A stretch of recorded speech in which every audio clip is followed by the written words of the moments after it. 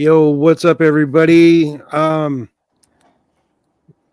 don't even know how to start today with all the everything going on around where we are in the world.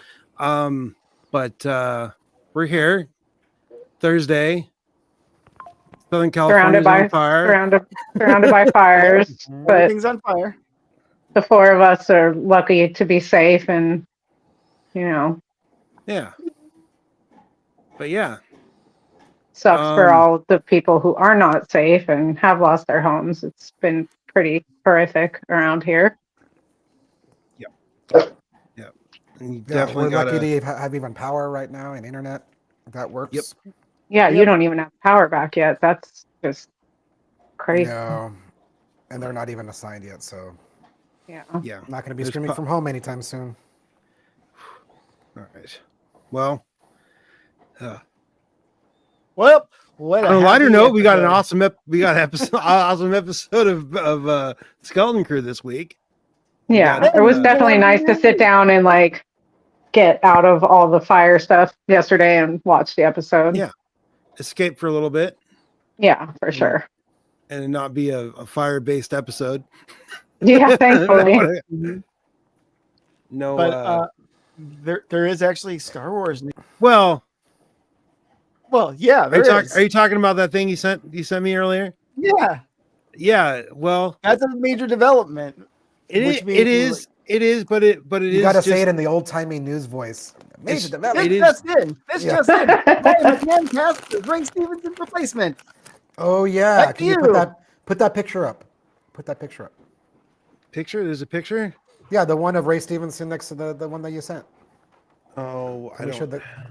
In the meantime, I should have put Mustafar as my background. What was I thinking today? I'm going to be looking around for that while you're doing that. I don't. I look for the I was like. That was in our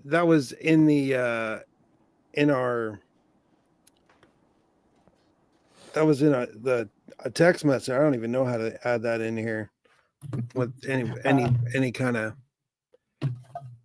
you can go comment it in the YouTube comments on your phone. and then share it on here. Well, you like and subscribe. I would do it if I wasn't on my phone. You just email it. Let me see if I can email it to you, Lobo, and then and then you open it in a window in a tab, and then it shows up. But anyways, remember, folks, we're live here. That's good. Yep. That's good news. How we do I'm glad they found somebody good to replace him. So I'm stoked about. He's actually, I think they said that he was actually friends with Ray. Wow. Right. So. And yeah, Rory McCann was probably the best thing of Game of Thrones the entire way through. Yeah, it's a perfect choice. I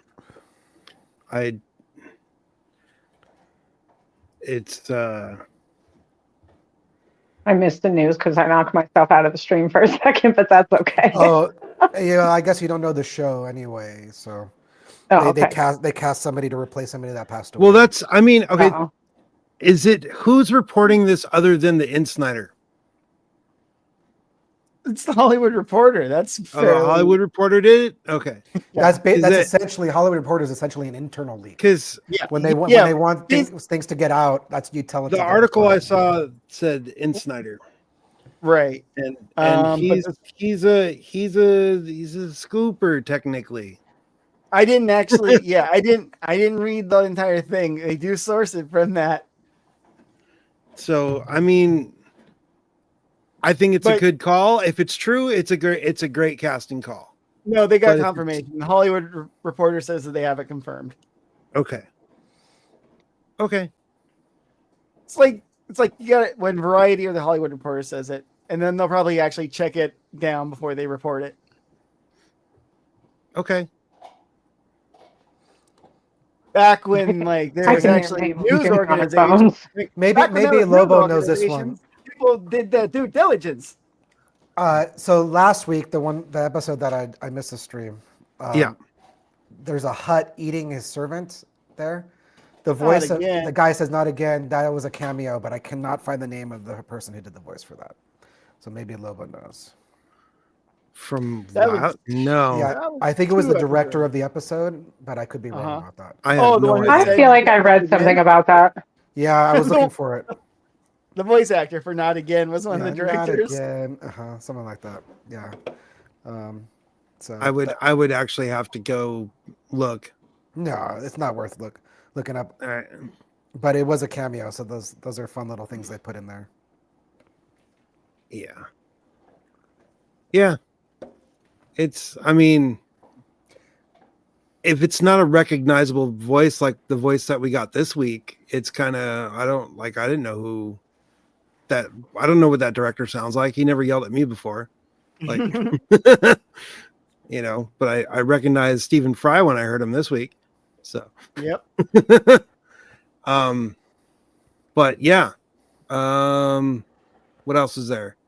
Fire, Balin Skull replacement, and yeah. The good thing about the casting for Balin Skull is everybody got used to seeing that. What's his name again? I already totally spaced on it. Which one? Which guy? Who in the what now? Yeah. Yeah. I'm mildly lost at the moment. Roy I think we're all a McCann. little lost at the moment. All right, Roy McCann. Rory. Yes, being live. Rory McCann. We all got. Listen. If you watch Game of Thrones, you know what his presence is like. But we also got him in all kinds of scar makeup the whole time through. This time we're gonna get him no makeup. Probably well make as normal face looking as we can. So it's different enough from the character that we all got used to him playing for 10 years. How long was Game of Thrones on? Yeah. Or never watched completely it. I have not no idea. recognizing in Hot Fuzz. Oh yeah. Hot He Fuzz was is a a big gross- deal. That's funny. Yeah, he was the YARP guy. I don't know who that is. NARP. Trolley Boy. Yeah, the giant trolley boy. Feels like you guys are speaking another language right He now. I have was, no idea what you're talking about. Either one of those shows or Hot Fuzz was IPs. like a comedy. I just know that. It was a movie, right? Yeah, it was about With, cops, right? What's his name? with S733 and Simon Pegg. Simon Pegg. That's his name, Simon Pegg. That's Yeah, he's been in other Star Wars stuff. One of the Yeah. Cornetto trilogy. Oh, Which, okay. if you don't know this, I have completely failed. Well, now we know what we're gonna watch. But also our skipping around a bit. I'd like to remind people that we've been inhaling like smoke and toxic stuff for the last I got burning ashes in my 72 hours. eyeball. 3 days now. My throat hurts. I'm coughing. My sinuses Not- did bother me today. So the air I quality.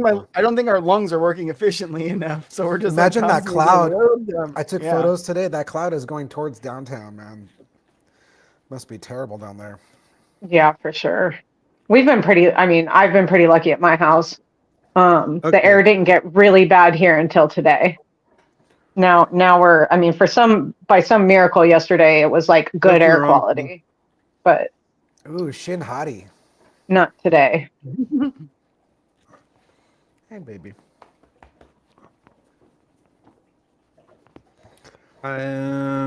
Yeah, I don't. My computer's not doing what I want it to do. Sorry. Nothing's working right. It's all right. It's No. live. We're on fire. Should I give the name of the episode? We're that meme right now. You know? Yeah. We All right. we are. It's Oh, should I give the name of the episode? Yeah. No, I just wanted to show that though. There's those guys. Oh, right, Huggies. Huggies, yeah. Oh no, That's what you need, no. Lobo. That's what Lobo No. needs. Stupid. We are Huggies, not syndrome. sponsored by Huggies. I mean, they can sponsor us if they'd like, but this is not intentional. Yeah, no. Just a good old hijacking by advertising. I can't even figure out how to close the freaking There's thing. not even an X to make it go away. A-holes. It wasn't there until I shared it, and then boom. I knew. They know. Wow. They have, Today is Streaming off to a great Prince, yeah. start, much like the year. All right. Well, All let's right. get into the episode. What's it called? Lee, I Um, got hit on myself. The episode's called "We're Gonna Be in So Much Trouble." Directed by Lee Isaac Chung, who's done Twisters. That's his most recent movie. He did a bunch of other movies too that I'm not familiar with. Minari, Abigail Farm, Lucky Life. Anyways, and then it was directed by Christopher Ward and John Watts. I mean, written by Christopher Ward and John Watts. Didn't this same director direct like one of the earlier episodes of this season? Yeah, these guys are like almost the Yeah. showrunners, I think, right? The writers. They're writing it. They're directing it. The episodes. Yeah, so we're gonna get the last couple episodes are gonna be good. But yeah, so we get another prologue. It was a right? cliffhanger, right? Oh, that's What? right. You do need to go out? I'll come handle it. Sorry. He's literally talking to me. Okay, I'll be right He's there. like, woof, woof, woof.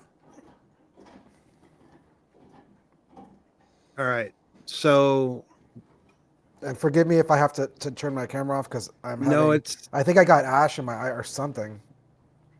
Hot pokers. there's all kinds of debris flying around out I need there. I need a eye patch like a pirate. It fits me. Yeah, like that reuse. Yar.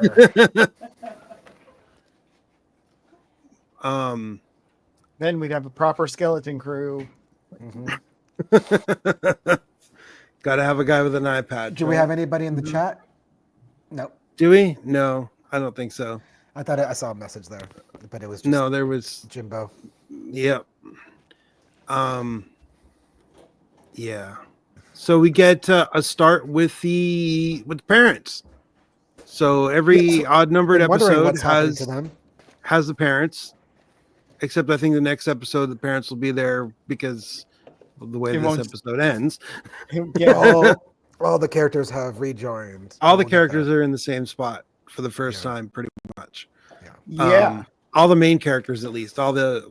Well, I mean, the only pirate is Jod. The other pirates haven't landed yet.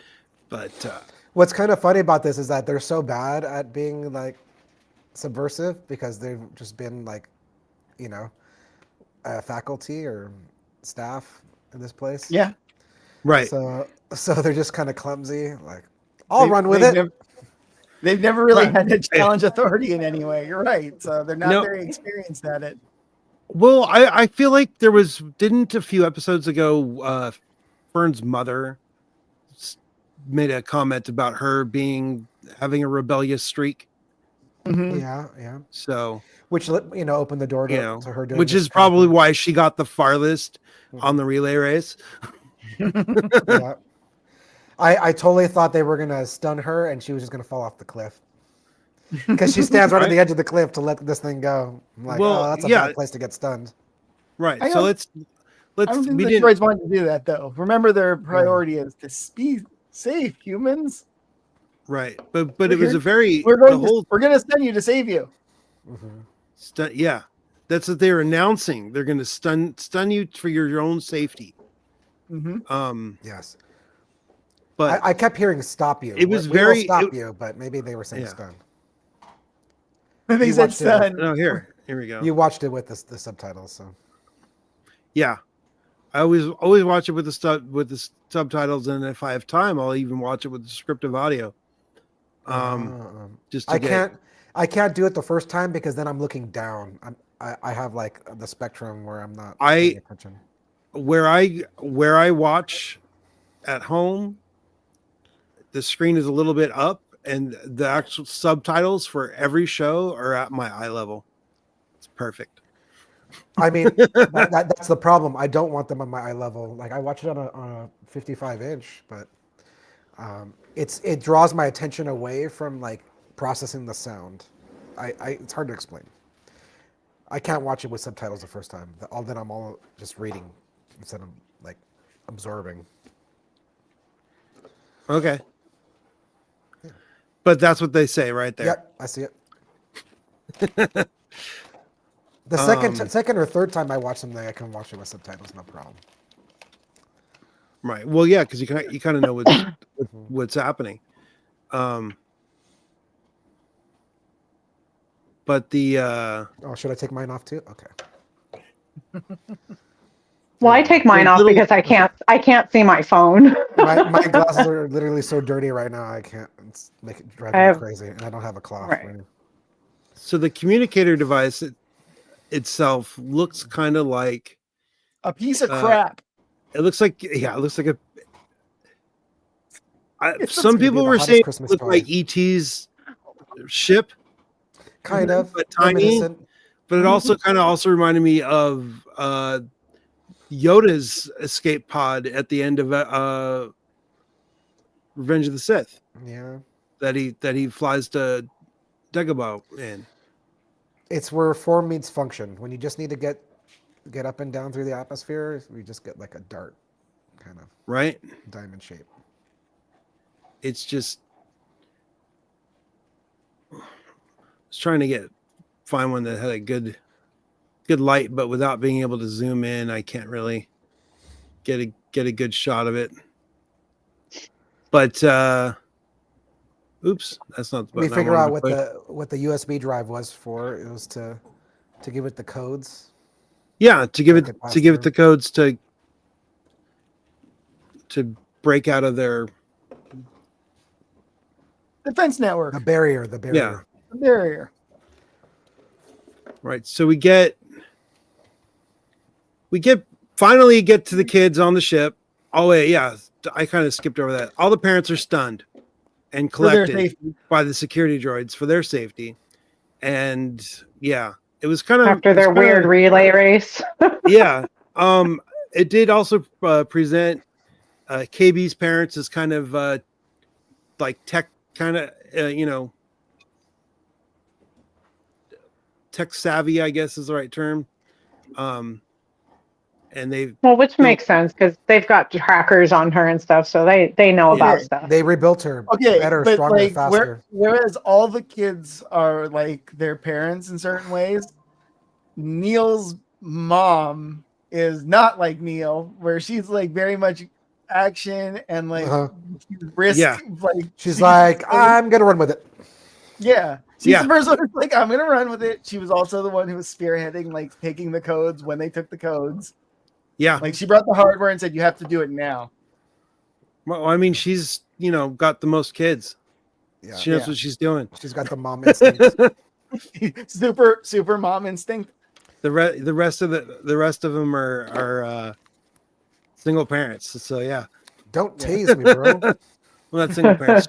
Single child, like they're single child homes. Except for Neil's family, which is a herd. Caffeine's working.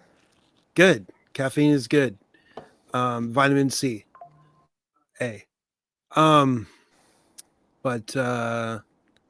Yeah, so we find the kids running through the hallways of is it still the onyx cinder, even though it shed the onyxness of it?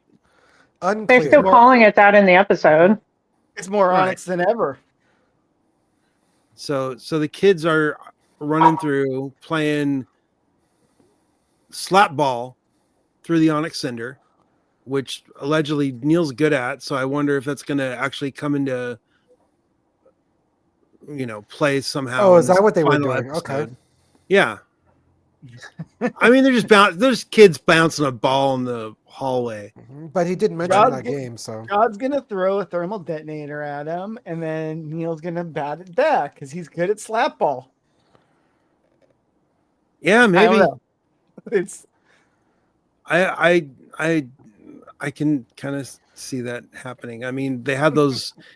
Remember in episode 1, the Gungans had those explosive beach balls, so or whatever the heck they were. But yeah, so 3 out of the 4 kids look like they're having a good time, but not our boy Wim. He's emo. He looks pretty brooding. He's the opposite. But it turns out homesick though. But he's he knows he's going to go back and have to take his placement test, and he whines about it. Yeah, waste disposal. He's got wanderlust, and he's going to end up a janitor because he didn't like study for his test. Yeah, I mean he's like totally doubting everything he's done so far. And we're if we're not doing like the perfect hero's journey, he's at rejecting the call. Right. Oh yeah, yeah. And all the other kids that were like, no, you pushing it was great. It was one of the best things that has ever happened because we're the ones who got to go on an adventure, and that makes us and almost die. But the thing is that almost die multiple times. It's come full circle though, because he was the one who wanted to go on an adventure, and now that he's been on adventure, that's why he's rejecting the call. But it's more sad that like it's coming to an end. Yeah. Yeah, he says everything's going to be the same. Right. Go back to that. But Fern, she tries to, isn't she the one that says all of that? He's seen his glimpse of the bigger world though. Yeah. And going back to his little tiny like island house where his dad doesn't pay attention to him and he's by himself most of the time.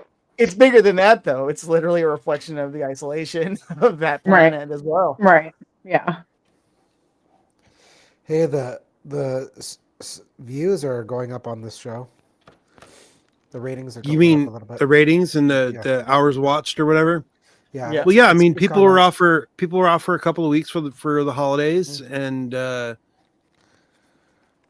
probably watched it. And went, wow, this is pretty good. Let's get our friends that are looking to watch Star Wars to watch some Star Wars. It helps that there were some strong episodes too. Yeah. Yeah. Not a single one of these episodes so far has been, what the hell did we just watch, in a negative way? No, not at all. I'm always bummed when they end. The closest one for me was the that planet, the fake Adam. Oh yeah. Yeah, it seemed like the one where they learn about the giant cannon on top of the school.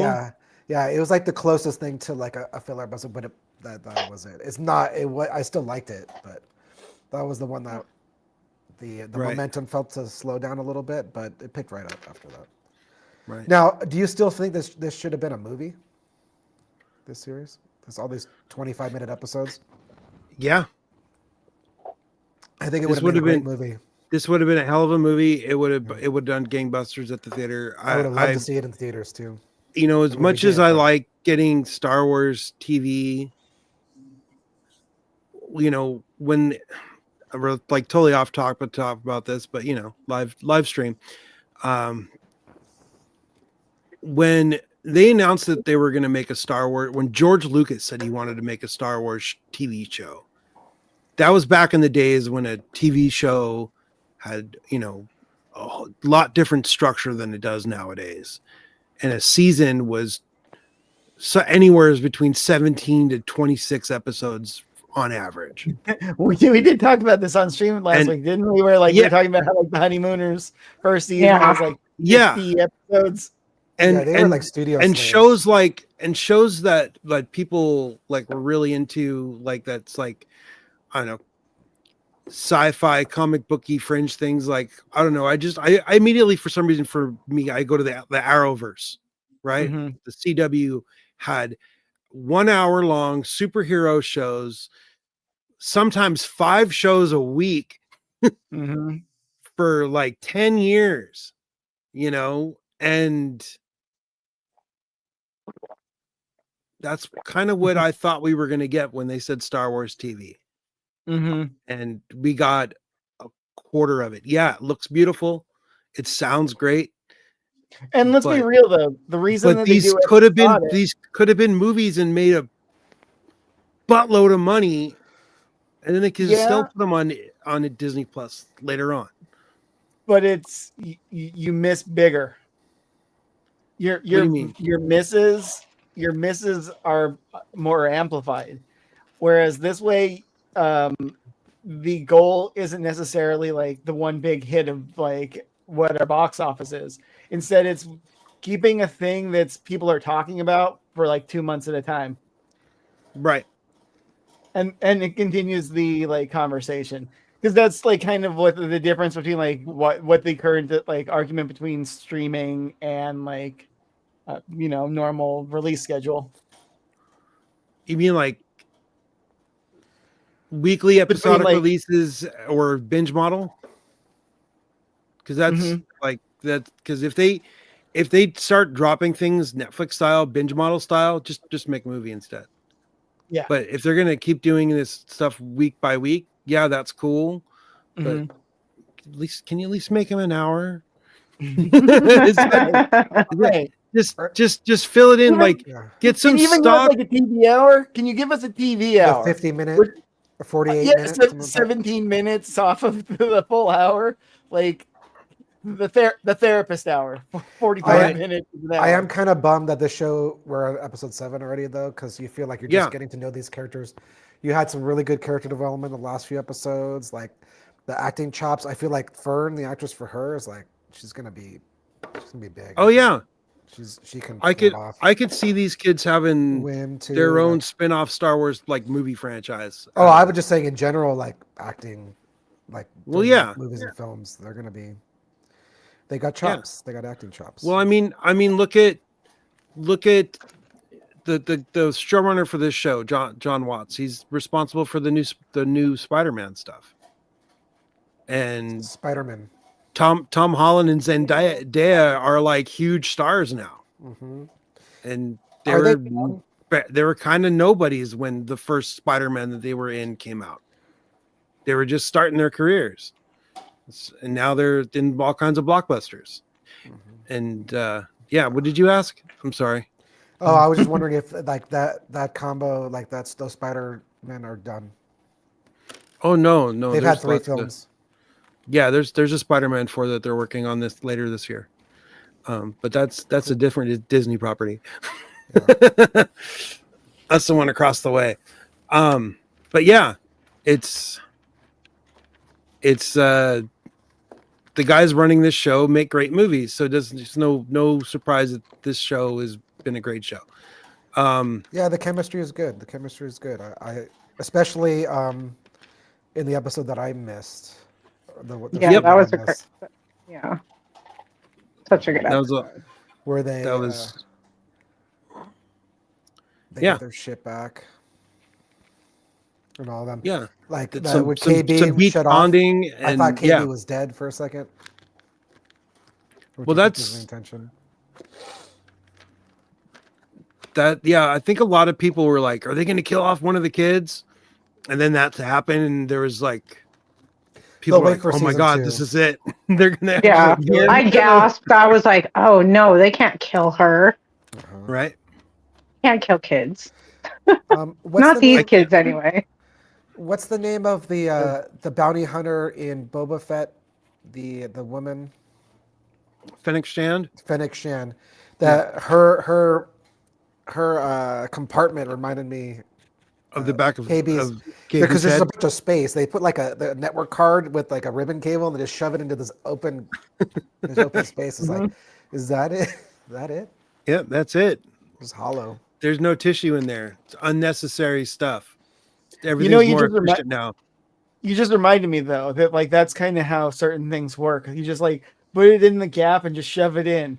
And what I'm referring to is the way you put in a surgically reattached kidney is that they kind of just set it in your guts and then seal you up. There's like no, they don't stitch it in like thing. They just like toss it in, sew you up. Yeah, I mean all that stuff's not it's just in a wrapping. I mean, look at what Johnny Storm looked like in Deadpool and Wolverine.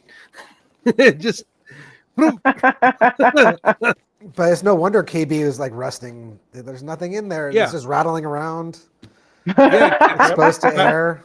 Capturing all kinds of moisture and salt and all kinds of other funky stuff. She needs some packing peanuts. Yeah. There's got to be some kind of she needs silica packet. And and just like seal it up there and some waterproofing. Yeah, some insulation foam. To be fair, she's never supposed to be away from home this long and not have constant maintenance. Right. No, she's normally in a very controlled environment. That whole planet's a controlled environment. So controlled that the outside of the planet looks like freaking like Neptune or something. And it's The just camouflage works. Camouflage works. So back to the show. Back to the show, off the crazy rambling about last week's episode. And that's what happens when you're oxygen depleted and surrounded by fire and smoke. Hi, Travis. No, it happened to us last week. Travis Barker. It did not. We did really well last week. We only went an hour and a half, and then we talked a little bit, but it was fine. Right. Let's say I stumble across a planet that looks like that. I'm going down. No, that does not look like a good planet for a ship. No, because even like if you look at like the back, like the left side of the screen, you can kind of see like it looks like storms going off. It's swirling. Yeah, it's swirling and gassy looking. You're looking at Jupiter. If you go too far into the the top layers, you're going to get crushed by extreme temperatures and pressure. Yep, it's a gas giant. Yeah, and storms and yeah. What better camouflage?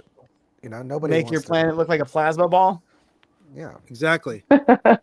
So the pirates are all scared crapless, and Jod's got to stick to this is it.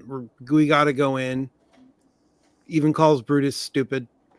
And he's like, the planet's been hidden for 100 years. Do you expect it to just be floating in the open? Look at that face. He's such a twerp in this show now.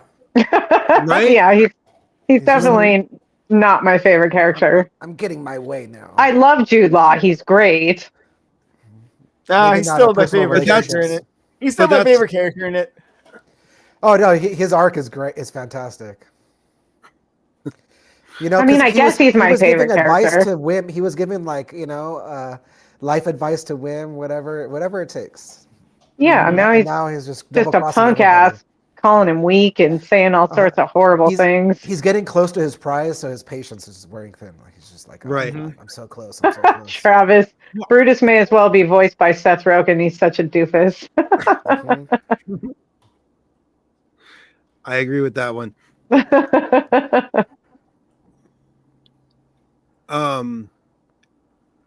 But he finally gets them to agree to at least attempt to send somebody down. And Brutus, one of my crew, fly into the storm, and they send down the only crew member that we know that has a name. Gunter. Oh wait, yeah, no, I guess Gunter's got a name. There's like 3 or 4 of them that have a name, but like Kona. Oh wait, Gunter, I skipped Brutus, and then I'm like, that's it. I got 3. I did skip a little bit. They were gonna throw Jod out the airlock again. Yeah, but he finds a way to talk his way out of everything. Yeah. And that woman constantly sticks up for him. I can't remember her name. There is a name for her, but I forget what it is. And apparently that actress was on Orange is the New Black, but I never watched that. But that's where really? I watched that. How do I not recognize her? I'll have to go back and look. You mean the she's not wearing a prison jumpsuit and she's dressed like no. Yeah, the older lady was definitely on Orange is the New Black. She was like one of I didn't even catch that. She was one of Kate Mulgrew's, she was like one of the cafeteria ladies too, I think. Oh, okay. And, Kate Mulgrew's people. Yeah. Definitely going to go back and look at that because I wouldn't have normally caught that, but right. Oxygen over here. And then we also got the ship. The kids show up, confirming that they're in the right spot. Good timing. And that was so I like the whole sequence where they had the volunteer to go down into the right, but they send down the squid face guy, oh god, what are those guys called? I can't remember the name of the species. Quarren, that's it. Yeah, Quarren. they send down the Quarren they're guy, squid people, and he's got, he's got the cut off tentacles and very, very piratey. This is the guy that was looking to buy his own glow weed field or something like that. I don't know what glow weed is. Glow weed? What's glow weed? I'm thinking it's Star Wars weed. I think it's I think kind of sounds like it. I mean, why would a pirate want something that doesn't get you loaded, right? Yeah, true. or is worth some kind of money to black market. Yeah, exactly. It's like, a pirate wanting like, a tobacco field or or a sugarcane plantation or something.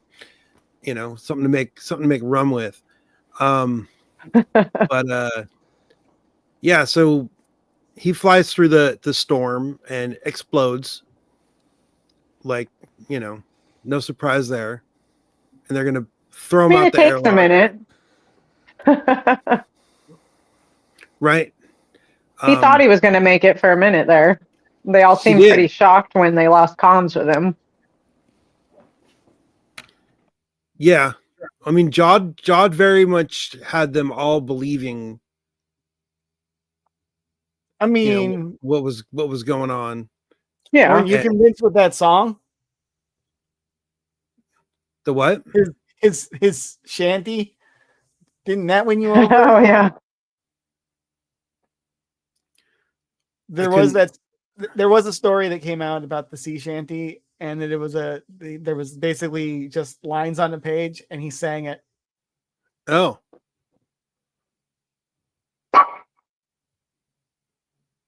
Whoa, what was that noise?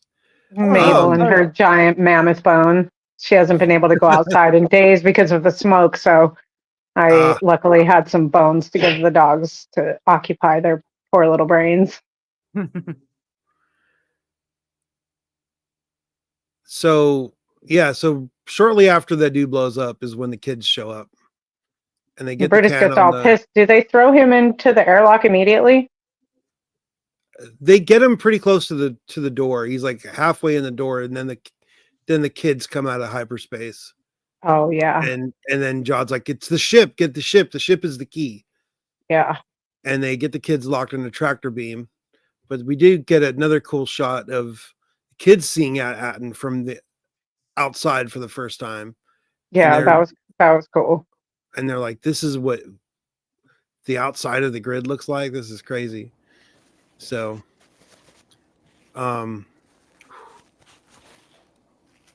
sorry, I should have. Yeah, so they get caught in a tractor beam, and Neil's got this great line: "We're dead meat. We're pirates meat." I chuckled. And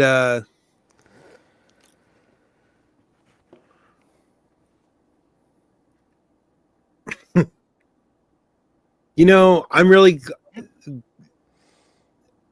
what you say there, Travis, is expecting the Panama by Van Halen to be in that cockpit.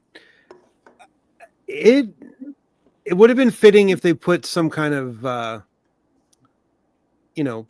Star Wars rock music playing, but kind of like how when Sabine is cruising down the highway in Ahsoka, but no Earth music. So far, we haven't got that song that we got in the trailer in this series. So maybe it was just for that trailer, but I feel like it's going to end up in this. We have next week. It's going to be the end credit song for next week. Yeah. But I can't believe there's only one more episode left. But we get another, so not only looking. So treasure or no, I'm going to kill you for first chance I get. Now, I think this right here is why what happens in a little while happens. For sure. Because Jod's like, okay, I got to make sure to take him out. It's like, okay. Yeah, exactly. It's self-defense. He's a freaking pirate captain. So we get the Onyx Cinders loading ramp go down. The kids are ordered to get off the ship, but we get finally. I knew this was going to happen. Right? It finally happened. We've seen it a couple times. Right? We get the. It's pretty fantastic. Mm-hmm. Yeah. It's just.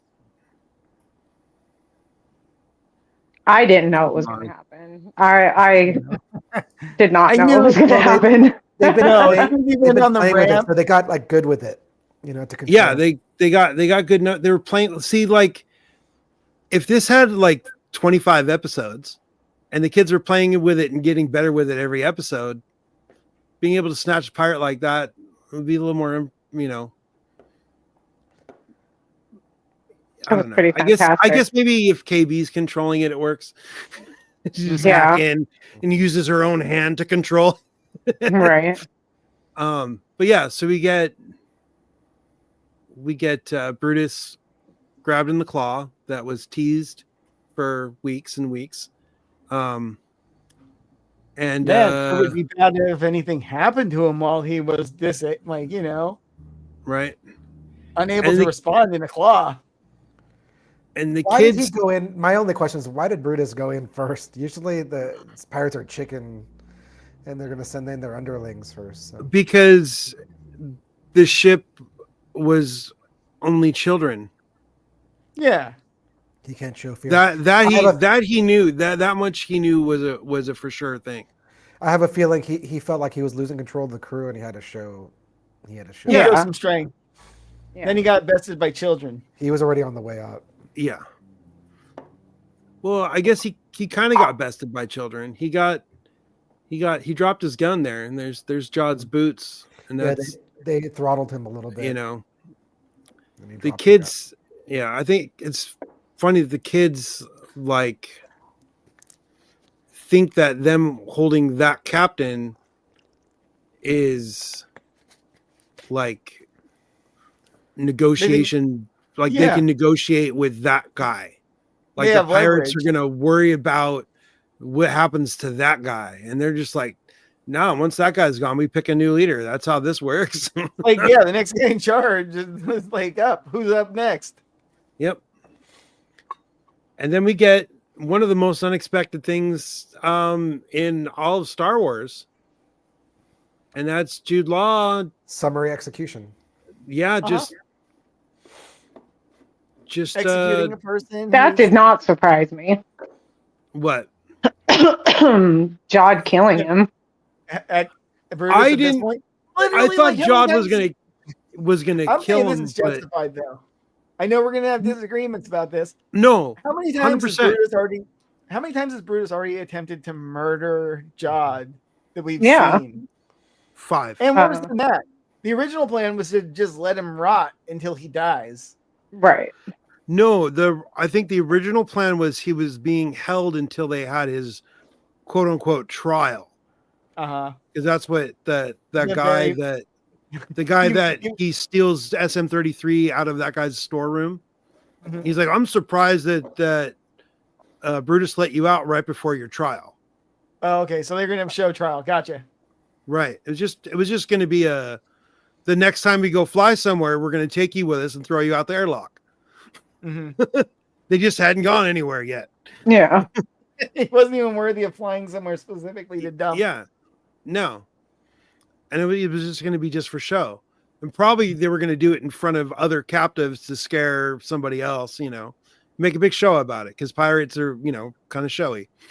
Mm-hmm. I mean, why else do they dress the way they do? They're fabulous. But yeah, so Jod kills Brutus, claims captainship. He's back to being what do they call him? Captain. Not without a little bit of a fight though, right? Oh, over Brutus's people. Yeah, once Brutus is dead. I was skipping ahead. I was thinking about the ship later on. Are back to being Jod's crew because Jod was the crew. Silva was the captain before. Yeah, exactly. So he just took his crew and his ship back, because he said they love him. Yeah. Like, no, I was skipping ahead. Sorry. If the kids grabbed Jod and said we were going to kill Jod, or they I think the pirates would have responded the same way. Like, yeah, 100% exactly the same way. But they might have been a little bit more. So there might be one or two who are willing to actually like take a shot, but nobody was willing to take a shot for Brutus at all. Right. Yeah, because no, they didn't even open fire. The claw came down and grabbed him. They didn't try to pull the claw off of him or anything. There was no rescue attempt even made. But I mean, KB was being pretty intimidating. Sorry about that. It's okay. Okay, the obituary that Jod gives though is entirely accurate, and that's probably why no one really cared. Yeah. Yeah. Brutus was a stinking backstabbing mutineer. It wasn't that good, and he even points out that he was a fine first mate, but a bad captain. Yep. They barely made enough to get by under him. Right. They're all starving. He made a big old speech about people starving last time. But they were still starving under him.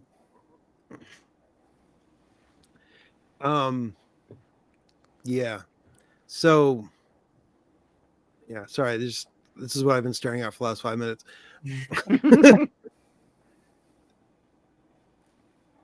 So he kills him, and then he kills him, and he's immediately giving orders. Right. He calls for the robot, which he just calls 33 now. And they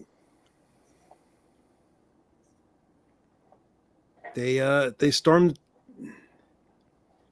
And apparently someone, yeah. I mean, apparently someone goes back for Silvo's hat. Yeah. Someone kept it. They didn't throw it away, which was kind of surprising. Here we go. We got Silvo and Smee. And they find the message from the kids' parents. And I think there's been a lot of people saying that they think that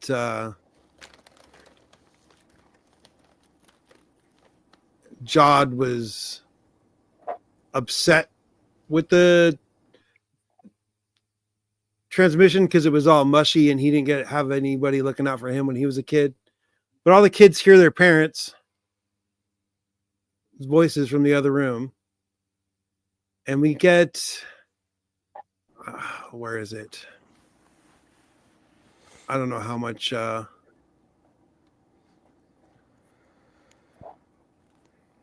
we get all the different parents, making their pleas to their kids to come home and be safe, like helicopter moms do. Well, Fern's mom making the point that you're not in any trouble. Yeah. You're in deep trouble. She's like, we're in so much trouble. But also Wim's dad also says something, and they give the little bits of tips. Don't tell anyone where you're from, because and they said, oops. And now Wim's got this, I don't even know how to describe that look on his face there. He looks like he's about to start crying. Evie's parents completely say where they're from. Right. Please come back home to Adaton, where you belong. Yep. So it's like that kind of none of the other ones said the place, huh? No, they just said like home. Right. Yeah, so that message is useless. If they weren't in orbit to receive that message. Well, I mean, I don't know what the actual time, like, also how much time has happened between when they launched that message and their actual arrival. They might have been able to get it somewhere else. But what I mean think is, it was just I feel like coincided. whatever network whatever internet they were transmitting to, or HoloNet is long gone. Right. You know Yeah. what I No, mean? they're using some old weird dial-up. They were trying to send a They're message sending- on AOL in 2024. Yeah. They're mailing a floppy disk. Right. I mean, that tech looked straight out of the 70s. So, I mean, maybe even the 50s. When did ribbon cable come out? It's old. Just a Old. bunch of parallel wires. That's all it is. Exactly. Yeah, I know, but like, Yeah, you know, it's like the fancying up of the old, like literally just copper bus cables. right. You just have an array of them. Then we put them in like a sandwich of plastic, and that's much better. Yeah, plastic sandwiches. I mean, that's Yep. It's the delicious future, man. plastic sandwiches. So Jod gives this speech to the kids. Oh yeah, not yet. That's not yet. I almost skipped ahead too much. Jod starts giving orders like he's the captain of this ship when he's now the captain of the frigate.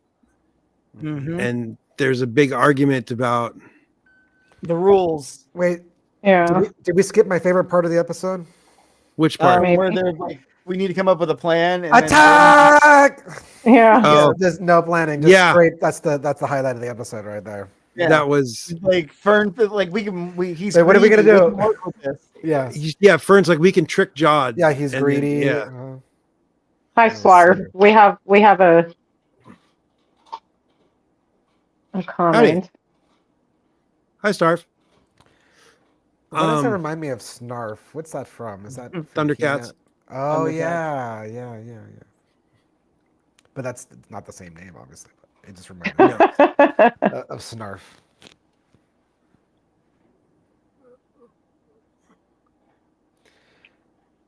But then they have the whole take backsies thing situation. Yeah. Unclaimsies. It's brought to Jod's attention that he cannot be the captain of two ships. Yep. So there's Against the actually rules. been some discussion about this actual part of the episode. Some people were like, "This is so inconsistent for 33," but I feel like by her, basically, she disputes his claim to the ship. Mhm. It allowed 33 in his protocols to make a decision for himself. Yeah. It opened a loophole. He's like, "Thank you. Now I can actually make a decision Now I call can in the punch- situation." Now I can Yes. punch this guy right in his stupid toilet bowl helmet. Yes. Yeah. Short-lived, unfortunately. Mhm. It's like when he gets punched too, there's like a big chunk of metal comes off the helmet. Yeah, he's out cold. Yeah. It's That's that's probably my second favorite part of the episode. When he gets that just donkey punched and knocked out. Definitely deserved it. but then SM-33 gets everybody off the ship. I don't know what they were thinking about just throwing them.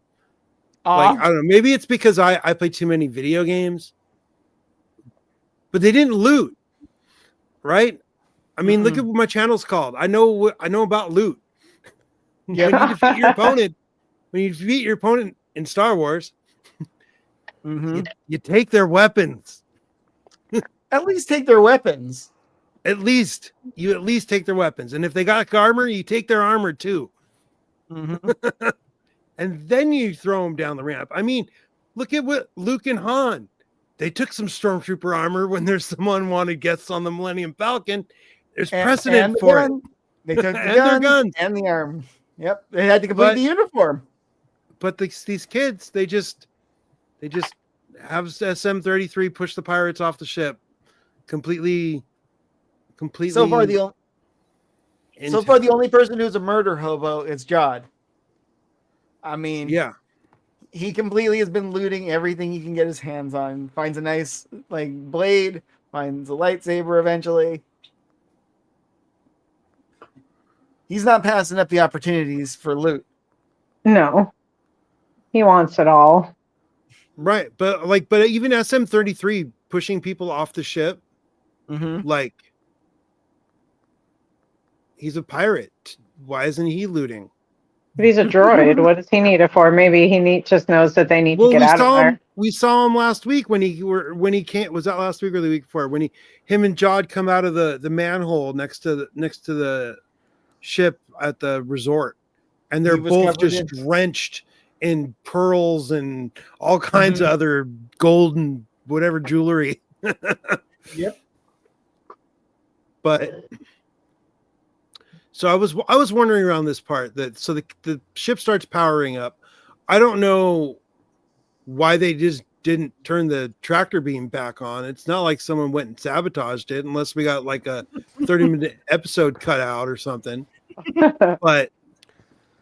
But right when the ship starts moving, Jod goes no, and he gets up, and then there's like some light from I'm assuming the engines. But when they do show the pirates all run up and start shooting, I was trying to find a better shot, but I couldn't. Jod is not in this shot of them shooting at the ship. All those pirates in that bay should be barbecue. If you punch it outside of the inside. Well, the it's bay. not. It's not. It doesn't look like it's being punched. I know. I just say that's what they should have done as a parting gift. I know. It happened in Force Awakens, okay? Remember Force Awakens?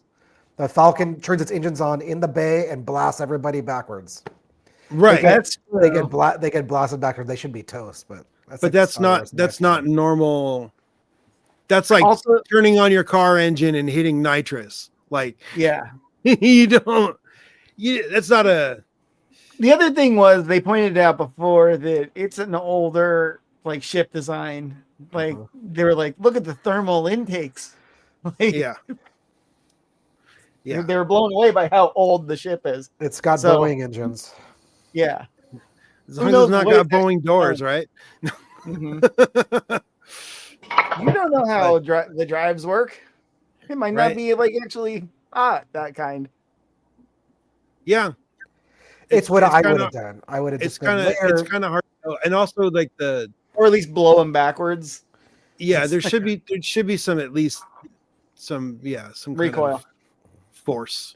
But yes, I was half expecting the tractor beam to be turned back on. But you know what? They're leaderless, so they're incompetent, inept. Right.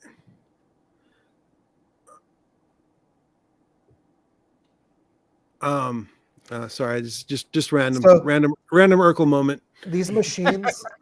Did I do that? No. He didn't say it yet. He hasn't said it yet. Those orbital machines that we saw on the fake at Atten. These are the things that we see in the atmosphere this time, right? They're actually still working.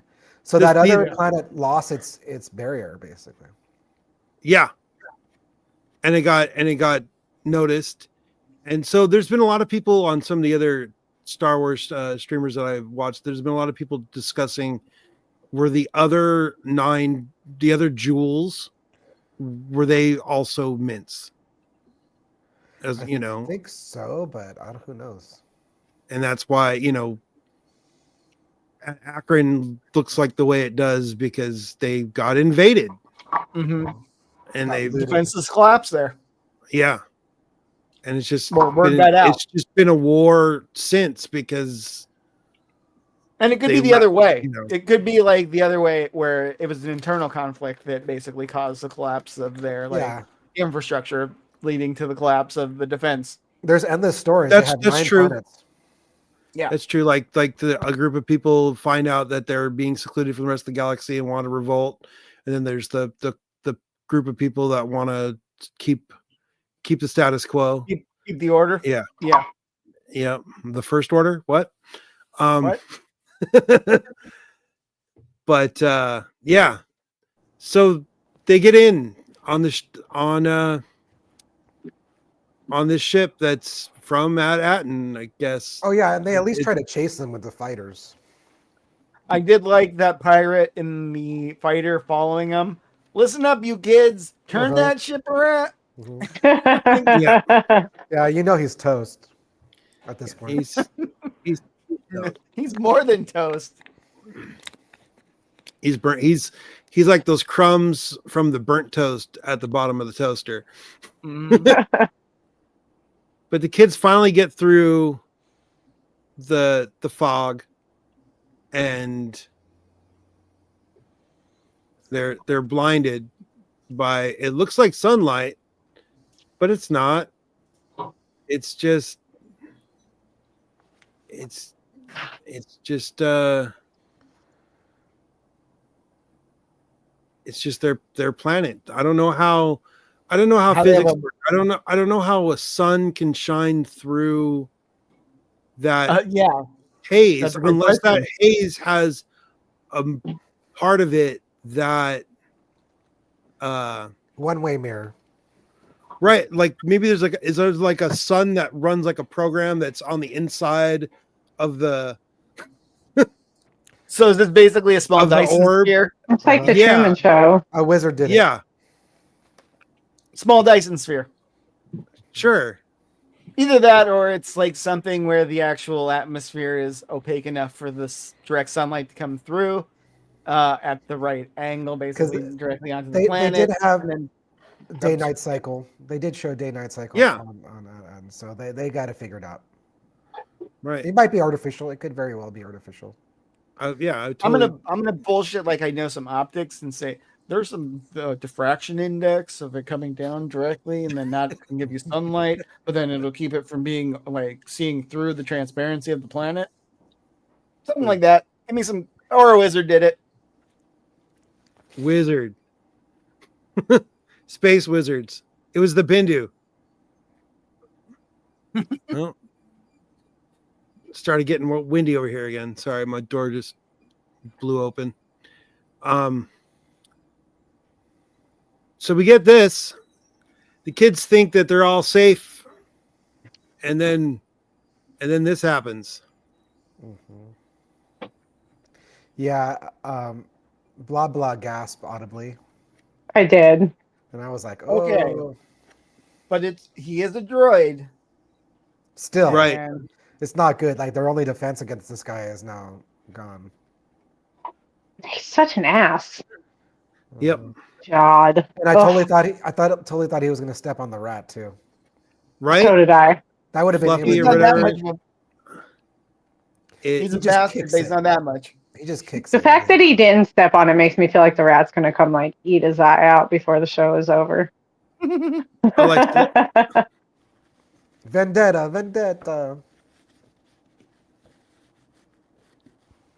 That rat's pissed. Yeah. That rat is pissed. And these chairs, like it's Space Boo for the people who played Baldur's Gate. It was a miniature giant space hamster, which was the exact same size as a normal hamster, but hyper intelligent and trained to go for the eyes. So let's fingers crossed for that little guy. Right. yeah. So I'm telling you, Jod is the most relatable character. He is. And the way that he just kind of lays into the kids about, their behavior the whole time is just. There was an interview with with Jude Law. Mm-hmm. And he's saying there was one episode where I had to scare them. I wonder if it was this one. Yeah, probably. Uh-huh. This is the one where he treats them the worst, I think. So yeah, he just goes to town. He starts telling them about it's a good thing I know what your parents look like, because now I can hunt them down and chop them up into little pieces. Mm-hmm. You know, when he starts telling them to get on the floor, yeah, he gets real serious with them. Yeah, and yeah, I mean, A-hole. he's. I'm trying to get a pause. He's threatening them with the lightsaber. You could see the blue glow in his face. He's he's like waving it back and forth in front of them, right? Like, yeah, and you could hear it. Yeah. He looks like a very angry Sting. Doesn't he look like Sting? I watched that documentary last week, and I'm like, dude, Jude Law is turning into Sting. They should do a project together. That'd be hilarious. They should play brothers.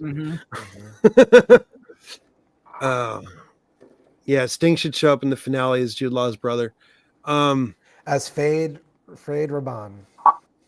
So you can totally understand where he's coming from in his resentment, though, because like if the backstory theories, if the backstory theories are true, where he basically is like, you know, survivor of the younglings or like one of the Order 66 survivors, and he's basically been like a hard scrabble life ever since then. Yeah, some children of privilege are going to piss him the like off.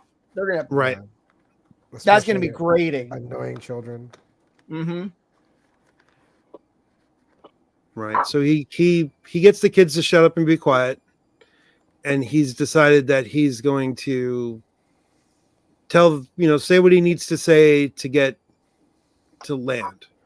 And the ship is in an automatic landing program, just like it went into when they landed at Akron earlier. Anybody else think that this is the stupidest plan, though? Like going down the well of a planet that has a defense net like this, and then like, oh, I'll just open the gates for my frigate. It's all seemed a little ridiculous to me. Well, think about, like, I don't know. I've seen all the Pirates of the Caribbean movies. Pirates are pretty dumb. Okay, so let's say that they have kind of a one-track mind. They're like, we are gonna get our thing, and then what? Okay, yes. Then the rest of the universe knows that there's this thing there. Yeah, and then every pirate in the galaxy knows that there's this thing there. And then the actual authority, whatever authority there is, knows that there's this thing there. At which point, there's no gain because you're trapped in a bottle. How do you expect the love of this planet, like when you're like have a defense net that they sell they have those. Remember those build a ship in a bottle? It's usually a pirate. It's usually a pirate ship. So, I've never seen one of those boats get out without breaking the bottle. No, but yeah. So we get it. Finally, we get a scene during the episode of the parents. They are in some kind of an office, and they're in detention. We have KB's parents calling it out. The problem is you droids don't listen, and it's true. What do you mean? Because why would a droid listen? The droids have programming. They don't need to listen to anything. But all the parents are in trouble. I never noticed it, but this is kind of a weird sculpture, isn't it? Very religious looking. It's not like the other ones that have the different species where it looks like a community. Is that Tommy in the middle from the Who's Tommy? Are they going to play pinball? I don't know. Also, it looks vaguely like Leia, like right. Yeah, I know it's got that flowing princess thing that she had going on in episode 4. Recording the message. Yeah. Someone's only hope. And then we get abruptly Stephen Fry's voice over the PA. Citizens of Manhattan, this is the supervisor speaking. Very Wizard of Oz like, right? Like very. Yeah, but now I'm even more in the tank for him being like a computer. Right? I think it's going to be the pirate, or not. You think it's going to be Tack? Let's see. This is the thing is they. We can go back to the other one. He found Adden, and then he's like, now he controls it. So he's like, I got my. Well, it's better than the theories that it's Max Grebo in charge. That's great. Yeah, no, it's definitely not Max Rebo because he's been off the planet too many times to go on tour. True, but I don't think the Tack Renaud is alive. I think Tack Renaud was dead on the ship because he got stabbed by his concubine. The hat. Yeah, he got stabbed by his concubine. Yeah, they don't say if he survived it or not. Yeah, but they do say that he got stabbed. But also, maybe he was that one skeleton being pinned up by the blade. Wim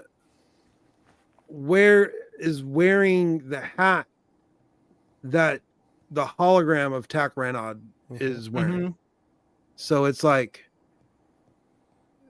what are the chances of two different pirates or a pirate captain leaving his pirate hat on a ship? That doesn't seem very pirate captain-y, especially not Disney pirate captain-y. He didn't need it anymore. You ever seen Hook without his hat? Nope. Wouldn't even recognize him. I mean, we see Jack without his hat, but he's always looking for it. Exactly. He's always trying to get it back.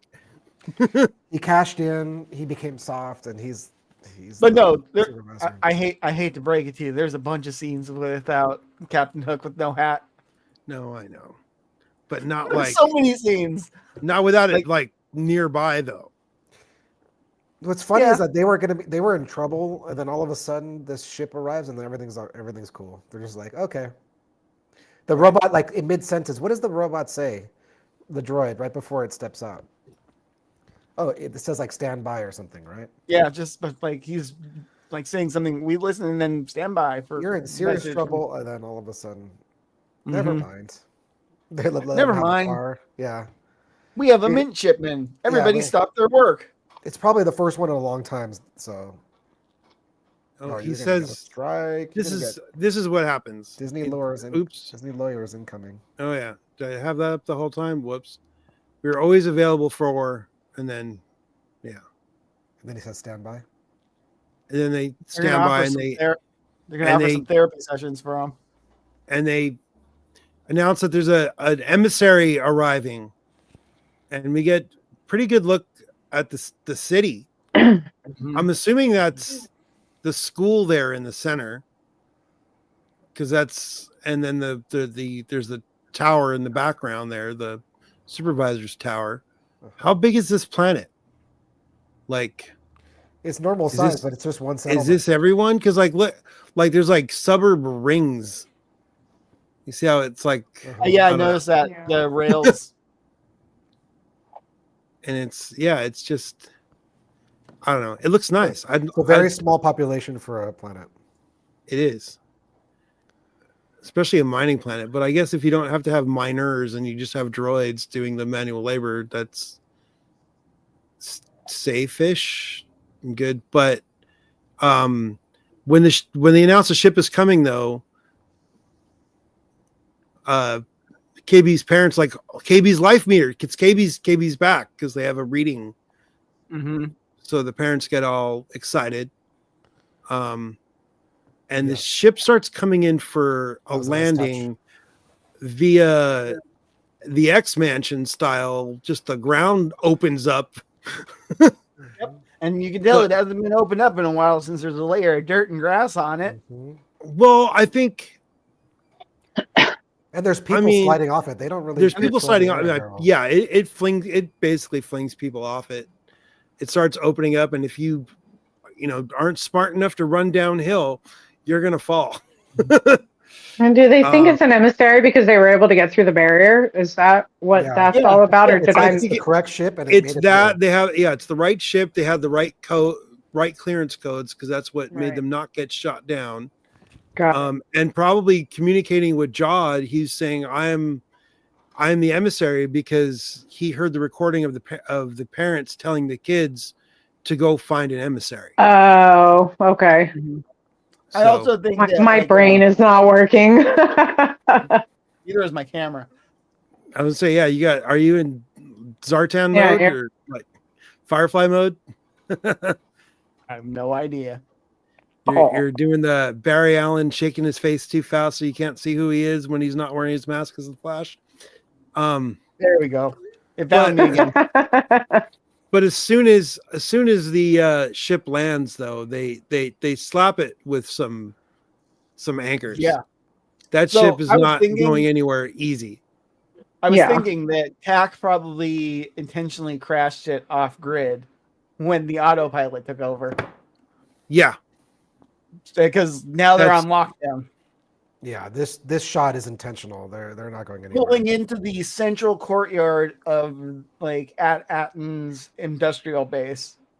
I don't think a pirate would want to do that particularly. No, and so I just thought of it right now. That thing raises up out of the landing platform, raises up out of the ground, right in front of the building with the giant cannon on the roof. Yep. Like, it's, I mean, yeah, the cannon's not out and present. I was trying to find a shot where it was more like level, like good, it's like an anti-aircraft battery covering an airfield. I couldn't. Whoops. I didn't mean to have that up the whole time there. Whoopsies. If you have a facility that has spacecraft coming in, you have an anti-aircraft battery. Right.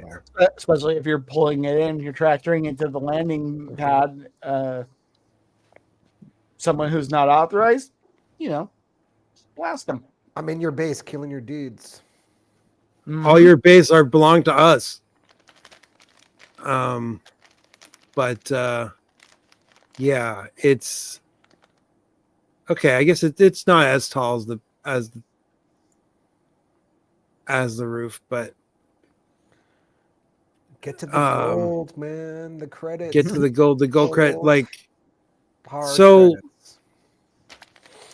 So yeah, Jod starts making demands. I mean, he's not even dressed nice. He looks like Lando in a trench coat. I mean, look at the guy. Yeah, his facade is wearing very thin. Like these droids are not smart. He can't even keep it together to act the part, I guess. Right. He's just like and winging it, not giving a. Which is what Fern was pointing out. He's getting greedy and he's going to mess up. So I think that's what we're going to see in the next episode. Right. Yeah. So the droids give their supposedly what their usual protocol would be. Planet-wide protocol requires any visiting emissary proceed directly to the MIT to begin offload procedures. Now, offload procedures of that ship, what have they got? Unclear. Like, is they're bringing supplies, or is there, because they're not going to load the ship? They're taking stuff from the ship. It sounds like to me. The supervisor has a taste for Twi'leks and expects a shipment every couple decades. It's plausible theory. Yeah, that's straight to the vault. Straight to the vault.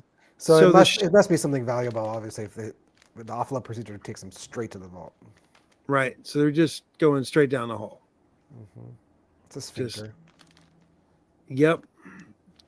Mechanical Sarlacc pit. It's pretty cool. Very, very Fallout vibes with the vault. And also made me think that how deep they're going, like how much whatever those Dataris are made out of, like have they mined? Right? It's just been on auto mining for centuries. And nobody's been taking them.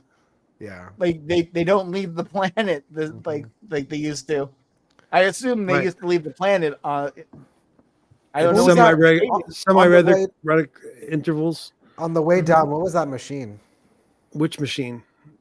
The- Like when they get to the bottom? No, halfway down.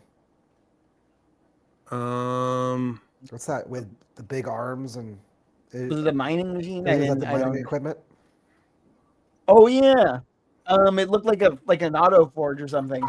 Okay. There was like arms This thing? like moving. Yeah. What is that? I think it's a forge. Yeah, I think it's where they have whatever they're mining melting down, being cast into the little Credits. the dactyries or whatever you want to call them. Dataries, dataries. Dataries. Because that's something that's been bothering me this whole series.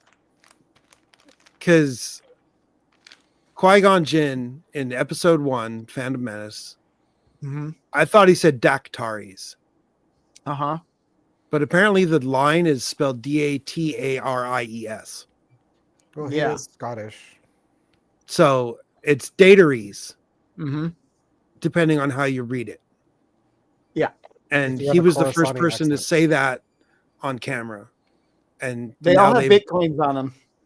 That's why they're dated. I like the Dataries better than. Yeah. Datari sounds like currency. Dataries. You don't know where that dog's been. They've lost the plot. I'm having a hard time keeping them at bay right now. The stupid fires.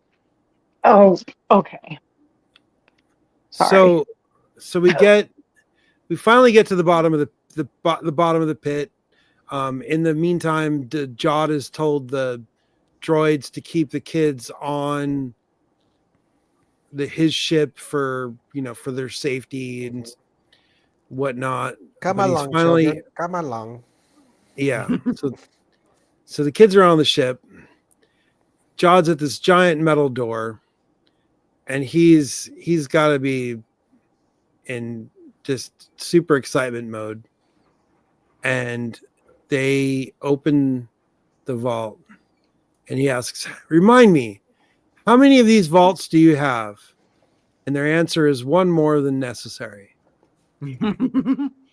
Yes. For George Lucas's phone number? For also. Well, technically, the prisoner transfer cell block number from the very first Star Wars movie. I mean, of course, it's all. Did he ask how many others there are? So there would be 1,140. Maybe. So there's too many. I think he asked how many total, right? How many vaults total, how many vaults like this do you have? Yeah, so, and that's total. Yeah. That would So they could give him if he takes this one, or if this one is somehow lost. He has the Fort Knox problem though. Like how I know. What are you gonna do with all this? Just swim in it like Scrooge McDuck? Yeah, you're gonna just fill your pocket with it? Like it is Disney. It's a giant underground vault. I mean, he's gonna be spitting the Taris at the end. I mean, he's already started. It starts to flow like water. I mean, I'm just gonna let it just play just for a second because it looked weird to me. It does remind me of Scrooge McDuck. He's kind of like got gold fever. Like he's just irrational now. That's not well. Good. I mean, that's a pirate. That's most pirates. They have that. They have, like you said, gold fever. No practical way of getting it off this planet. He's probably gonna get found out any second now. But he's also no way to communicate with his carrier. He actually got to a treasure. Yeah. But his problem this entire series has been once he gets to the treasure or the thing he wants, getting out has been a problem every time except for the one time. And even that one time looked like a real problem that we didn't get to see. Like him escaping, like having to go back for SM-33. Like, that was the smoothest escape, and literally the entire port was shooting at him. Yeah, exactly. So we cut back to the kids looking all dejected, sitting on the ramp. I mean, that's the right word, right? Dejected. Yep. Yeah, pretty much. Mm-hmm. And yeah, they're just bummed out. And then they see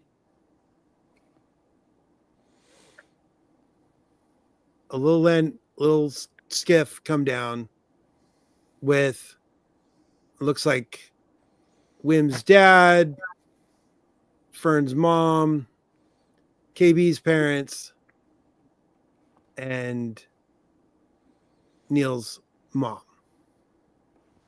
So Yeah, they just only totally one let him dad. go. Only one dad shows up. Mm-hmm. KB doesn't have dads. She's only got two moms. Mm-hmm. They're going to make a show called My Two Moms. No. And Neil's dad must be real busy. And Neil's dad's got He does have a lot of kids to take care of. 17 other children to take care of, right? That's true. Yeah. He's got like 3 to watch. Yeah, he's got a herd. Yeah. But where's Fern's dad? They don't address that at all. Or second parent.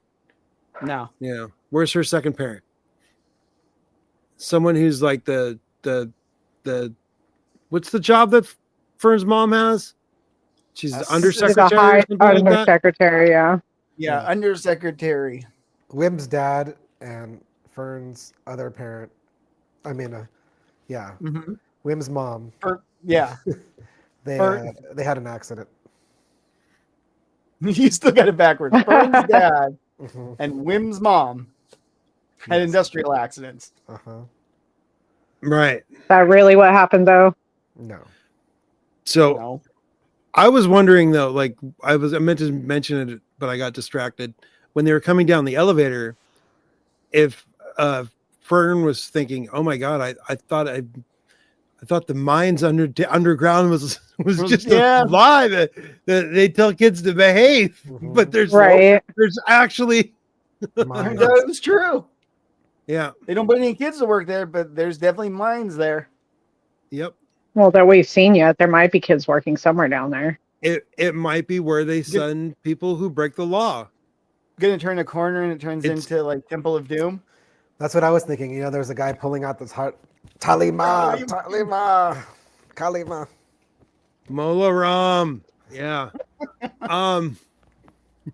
Oop, wrong But there's no one. gators, so it's okay. Space Gators. But we have this joyous reunion thing going on here. You see, Fern and Farah.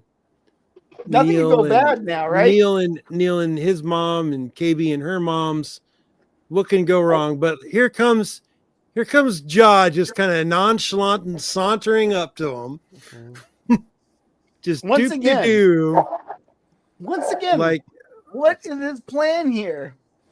Maybe he thinks they can help him get to the, the supervisor. Off planet with like only one ship of. Right. Well, I mean, he's got to get. No, he's got to get. He's like super greedy now. He's gonna think he's gonna take the whole planet somehow. Like he wants the frigate full. He wants at least one of these vaults loaded onto the frigate. At least. Well, I mean, how much is going to fit? It's going to be like leaving a trail of Datari's, like when it takes off, just like dropping out of it like glitter. Right? It's like too many. That's too many. But then again, he's down here and they can't track him. Mm-hmm. As far as they know, outside of the bubble, he's dead to them. He's dead. Mm-hmm. Like, he had the communications as long as he had the communications, and they became jammed. How long do you think like the pirates are going to be like, well, he's dead, time to leave? Mm-hmm. Yeah. Or do you think let's rally a plan to attack this planet and risk all of our lives? He did try to communicate with them. They could start calling other pirate clans and bounty hunters for backup. Mm-hmm. We could get a total planet bombardment. They go scorched earth. They go, they could, it's not an Star Warsy thing to do. But unless you're the Empire, in which case, like blowing up Camino, like through conventional means. I mean, Star Warsy. I like that name. You need a shirt, Lobo, that says Star Warsy. I think I've seen him. Really? I think. But yeah, so Jod walks up and he just whips it out. What? This is Disney. Yeah. We're talking about his sword. And the kids all know of the threat that this guy made. The parents, I thought the kids might try to say something when they were hugging and greeting each other. I thought maybe somebody would be like, but I guess they're too young for that, like, subtle, hey, something's not right with this guy. It's gonna be really, really funny next episode when they all just like gang rush him and push him off the edge of the like mine. Well, that or what if Jod does a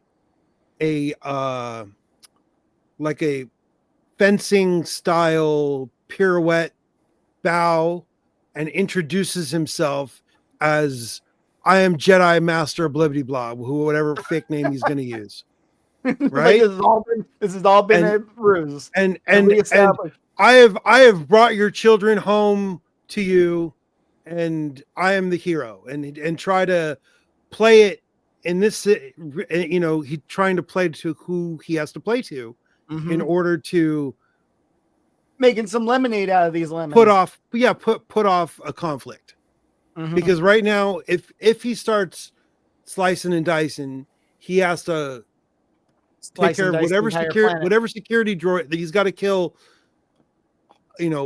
All these these 4 little families, all the security droids, undo the buckles of the landing gear, load the ship up by himself.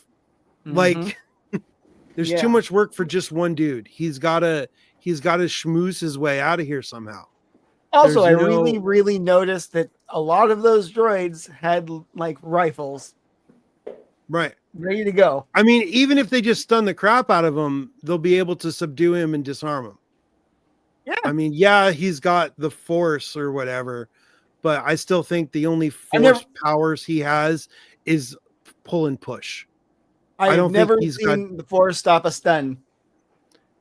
It stops an actual, like, the Kylo stops a bolter, but he doesn't stop, like, no one ever gets shot with the stun. And maybe that's why they're big rings. It's like they go around the right around your hand. Yeah, it's too big. It's too big to aim at the whole thing. You can't just grab like the kill point. There's too much impact surface to it. They just got to learn one thing though. Like, don't all just shoot one at a time. Everyone just seems to shoot like, oh, okay, it's my turn to shoot. Yeah. Well, that's how the stormtroopers do it too. Like, it seems like I mean, even bad guys, one at a time. Even when they get Princess Leia in the first movie, it's there's one set for stun. Only one guy draws his rifle on her and he gets blasted.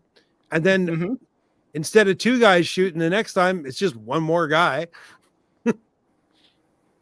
Combined arms, guys. Check it out. Yep. It works. But yeah, so we're just left there at the end like that with Jod standing in front of those families, ignited lightsaber in hand, and what's he gonna do? A real painful cliffhanger. Yeah. I don't know if he has schmooze power in him to sweet talk his way out of this. Yeah, I don't know. I mean, I guess he does because he was pretty good with the kids in the beginning, but yep. I think he's past that. I feel like he's past that point now. But he's got the kids. He's got the kids thinking that he's going to kill their parents. He's going to chop everybody up into little pieces, and they've seen it. They don't know what the extent of his force abilities are, but they've seen him use the force. The first time they met him. So they do. Now he has a lightsaber. Like, so they have the incentive to play along. they have massive incentive to play along with whatever he says, to hopefully he'll just go away. Mm-hmm. You know, Maybe Neil, KB has some special communication skills where she can like warn her parents or something. like some kind of Morse code thing, like she could just kind of Yeah, tap it out. something. Yeah.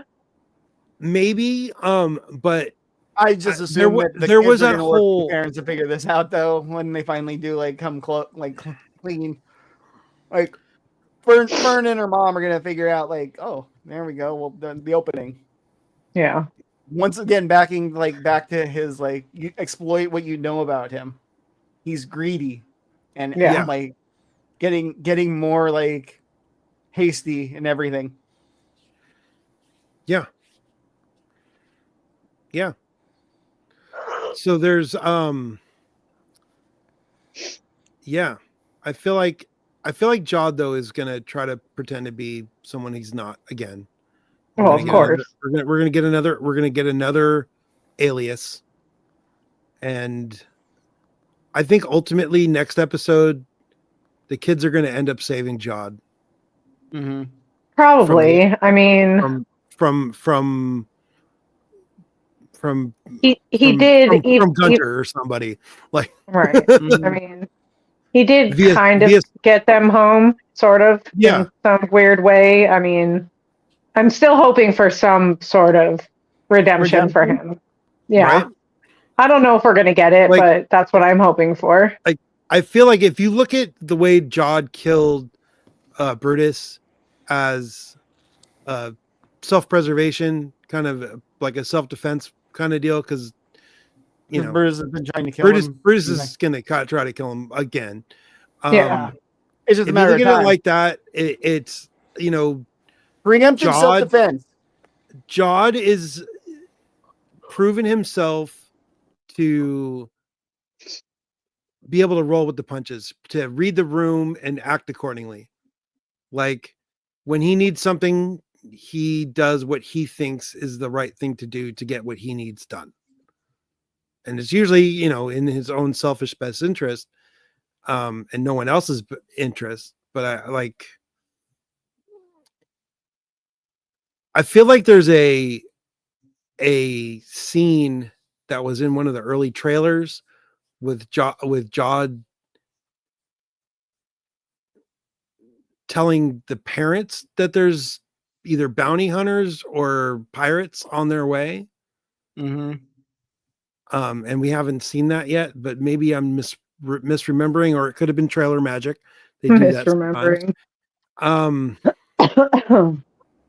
And then there's a couple shots of them all in what looks like a intact overseer or supervisor tower, looking up at something. So I'm sure that all the parents and the kids and possibly Jod are going to be brought up to talk to the supervisor at some point, and he's going to call them all slackers, and it's but yeah, I don't like this. I don't know, having to wait a week this time this one I think hurts the most, because it's going to be the last episode. Yep. Everything's got to come to fruition. Every little hint to everything's that hasn't played out has to play out. We have no idea what the great work is still. We don't. I still have a nagging feeling that it is going to be somehow financing the First Order. Because otherwise, did we mention that the concept of the great work from alchemy philosophy basically was transmuting things to gold? No. Well, it is. No, yeah, we that's a good point. Yeah, no one's. I forgot to mention that, I guess, but yeah, that was one of the goals of alchemists was to turn lead or other materials to gold. The Sorcerer's Stone thing. Exactly. Yeah. Guys, I gotta bounce. My eyes just killing me right now. I can't. All right. I think we're done anyways, pretty much, right? Yeah. We got there to we got to the end. Next week should be fantastic. For sure. Probably do it again on I'd Thursday. love to sit and blah blah, but it's been a long few days. It has been a long few days. Or like someone said, I feel like, didn't we say this in the studio before? It's been 20 years since yesterday or something. Something like that. That's what it feels like. Exactly. Well, hope everybody's safe. Yeah, stay safe out there. Excited for the last episode. Yeah, it's gonna be we'll be back. Gonna be awesome. Yep. Nanu. And may the force be